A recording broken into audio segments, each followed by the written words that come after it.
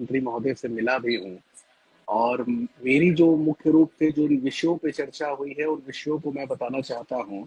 Actually जी। HRMS portal पे बहुत सारे ऐसे बिहार अध्यापक नियुक्ति नियमावली के शिक्षक हो या विशिष्ट शिक्षक हो हम्म। जिनके वेतन में बहुत तरह की विसंगतियां आज भी उत्पन्न पड़ी हुई है। उन विसंगतियों को लेके आज हमने चर्चा किया, जैसे उनका हाउस अलाउंस जो है उनको ग्रामीण क्षेत्रों में टीआरई 1 के शिक्षकों को या टीआरई 2 के शिक्षकों को जो पदस्थापित किया गया था तो उनका हाउस अलाउंस 4% ही उनको मिल रहा था। उनको महंगाई भत्ता जो है 50% ही मिल रहा था और जी। जबकि होना चाहिए था 55% उनका महंगाई भत्ता होना चाहिए था। हाउस अलाउंस उनका ग्रामीण क्षेत्रों में 5% होना चाहिए था और शहरी क्षेत्रों में 8 से 10% के आसपास में होना चाहिए। तो यह जी। जो टेक्निकल परेशानी आ रही थी जिसके चलते शिक्षकों का जो वेतन जो जा रहा है वो वेतन कम जा रहा है, उनकी हम्म। वार्षिक वेतन वृद्धि का भी लाभ उनको नहीं मिल पा रहा था। जबकि 2015 में यह नियमावली भी बनाई गई थी कि प्रत्येक 3 बरस पे एक इंक्रीमेंट जोड़ के उनको दिया जाएगा। तो जी। जैसे शिखा जी मेरी उस समय भी चर्चा हुई थी कि 6 से 9, 9 से 12, 12 से 15 और बाकी जो एक और इधर इंक्रीमेंट है उसको जोड़ के उनको दिया जाए। तो इन सब विषयों पे मैंने माननीय शिक्षा मंत्री जी का ध्यान आकृष्ट किया। दूसरी बात थी कि उनका जो प्रोन्नति का विषय था, आपको ज्ञात होगा कि 2020 में एक सेवा सट नियमावली बनाई गई थी। हम्म। उस समय जब सेवा सट नियमावली बनी थी तो कंडिका 7 और कंडिका 8 में स्पष्ट रूप से प्रोविजन था कि शिक्षकों को प्रोन्नति दिया जाएगा। लेकिन आप हम्म। देख रही होंगी कि प्रोन्नति वाली फाइल अभी भी शिक्षा विभाग के टेबल पे ही लंबित पड़ी हुई है। तो उस जी। ओर मैंने माननीय मंत्री जी का ध्यान आकृष्ट किया और माननीय मंत्री जी ने बड़ी गंभीरता से सारे प्रश्नों को लिया और विभाग के वरीय पदाधिकारियों को भी उन्होंने निर्देश भी दिया और उन्होंने आश्वस्त भी किया कि मैं इन सब सारे पहलुओं को देख के और इसका समाधान करता हूँ। बिल्कुल आनंद जी, और जिस तरीके से आप लगातार शिक्षकों की समस्याओं को लेकर आगे रहे हैं, ये बात भी किसी से छिपी नहीं है। इस बीच कई सवाल और भी उठते रहे हैं, और ऐसे में ये भी सवाल सामने आया है कि 32,000 शिक्षकों को वेतन नहीं मिला है, ऐसे सवाल भी सामने आ रहे हैं। इसको लेकर कोई बातचीत हो पाई है? हाँ शिखा जी, बिल्कुल इसको लेके भी बात हुई है। बेसिकली जो सरकार की पॉलिसी थी कि वैसे शिक्षक 32,000 बच गए हैं जो सक्षमता वन में जिन लोगों ने अपना योगदान किया है और 1 जी। जनवरी 2025 से उनकी योगदान हुई है और उनका प्राण जनरेशन में कहीं ना कहीं विभागीय लापरवाही या जिले की लापरवाही के चलते उनका प्राण जनरेशन का मसला फंस गया। फिर आपको ज्ञात भी होगा कि मैं उस समय भी जाके निदेशक से मिला था और निदेशक के द्वारा एक स्पष्ट गाइडलाइन भी दिया गया था कि 7 दिन के भीतर सबका प्लान जनरेशन कर लिया जाएगा और ये हम्म। फैसले फरवरी महीने में आए। लेकिन सरकार की भी कोशिश थी कि हम लोग मार्च महीने में होली के पहले तक सब लोगों का भुगतान कर दे, लेकिन एचआरएमएस में भी परेशानी आ गई थी जिसके चलते भुगतान नहीं हो पाया। यह बहुत ही असंतोष का विषय है क्योंकि 4 महीने से शिक्षकों का वेतन नहीं जा पाया और वेतन पे ही वो लोग निर्भर भी होते हैं। इस पे भी आज माननीय मंत्री जी की को मैंने ध्यान आकृष्ट किया है और माननीय मंत्री जी स्वयं इन सारे पहलुओं को अपने स्तर से भी देख रहे हैं, समीक्षा कर रहे हैं और विभाग को भी उन्होंने यह निर्देश भी दिया था। कल भी हमारी बात डायरेक्टर से हुई थी, कल भी मैंने इन सब सारे विषयों पर समीक्षा भी करवाया था और किया भी था।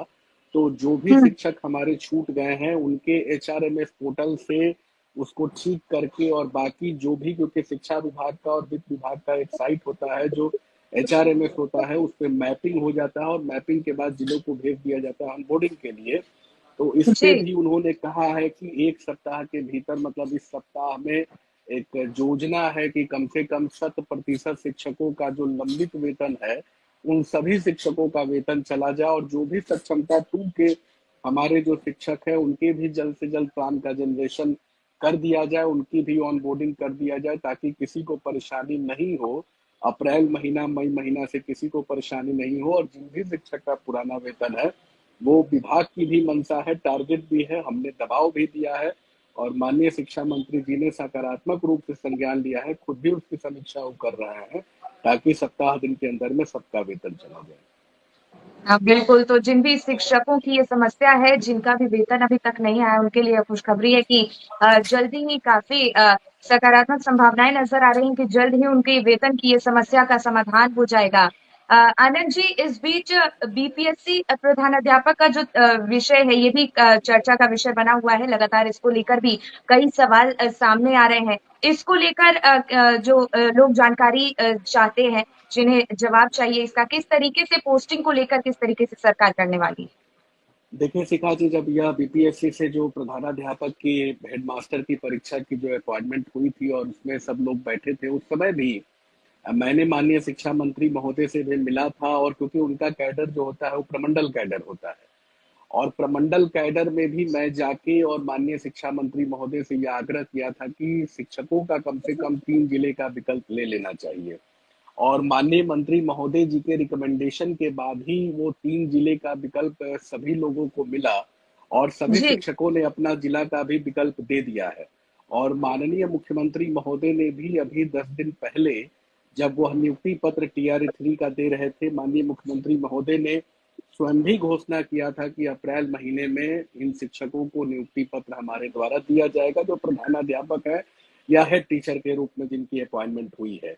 तो विभाग ने एक उनको जिला अलॉटमेंट कर दिया। अब जिला अलॉटमेंट के बाद में आप देखी होंगे कि विभाग के स्तर से भी एक पत्र भी निर्गत हुआ है, जिसमें जिला के और सभी प्रमंडल के पदाधिकारियों को बुला के उनसे रिक्ति को देखा जा रहा है, चाहे वह अपग्रेडेड विद्यालय हो।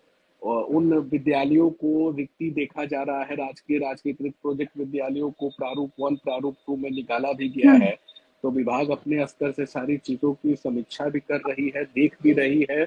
और ऑलमोस्ट यही निर्णय हो रहा है कि 9 तारीख के बाद हम लोग, संभावनाएं बन रही है कि हम लोग प्रखंड का भी विकल्प, 3-3 प्रखंड का विकल्प भी हेडमास्टर में लेंगे, और तब जाके फिर उनकी भी पदस्थापन करेंगे। और मैक्सिमम लोगों का कोशिश यही है कि उनको जिला मिल जाए।